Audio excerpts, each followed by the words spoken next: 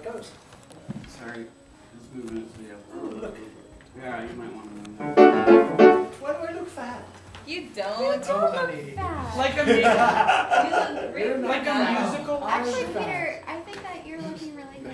Oh, you are I do. all sort of instant 80%. Does it make you really soft? Like, do you You know what? You have That was it great. where it like it flattens and stretches. It does. It flattens You and can it post it stretches. on That's YouTube. right. I know you- So Television You should center adds it, though. 10 There you go. pounds. So it's not so good.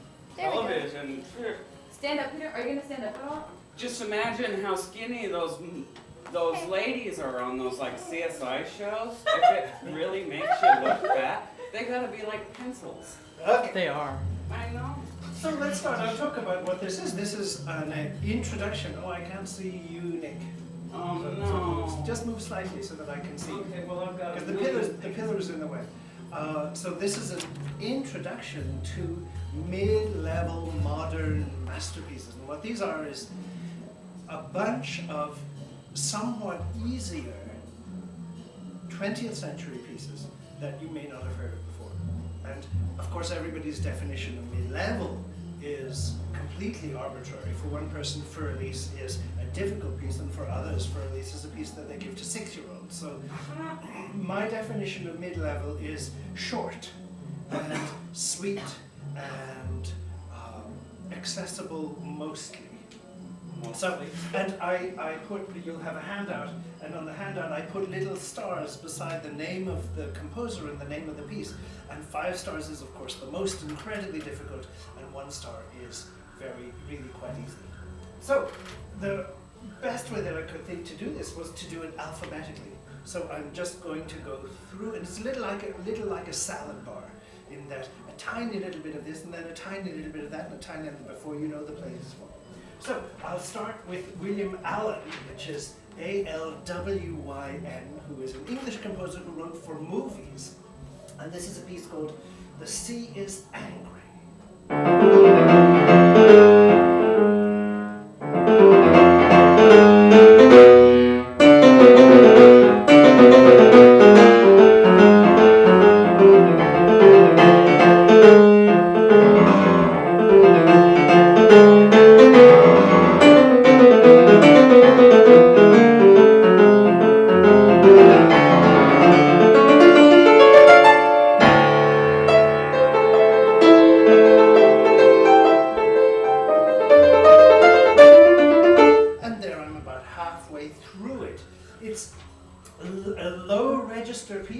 Which the children with deep voices tend to really like. I find that if someone has a deep voice, and boy or girl, it doesn't matter, if their voice is pitched low, they tend to like pieces where the register below middle C is exploited. And so this is a great piece for them.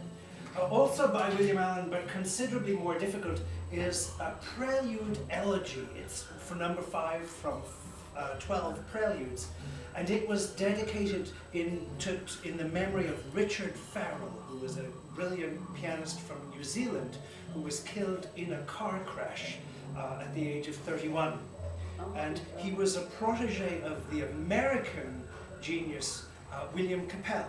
And William Capell, as you know, died in a plane crash at the age of 31. And then 5 years later, Richard Farrell, his protege, also died, this time in a car crash at the age of 31. Don't stop with the age 31,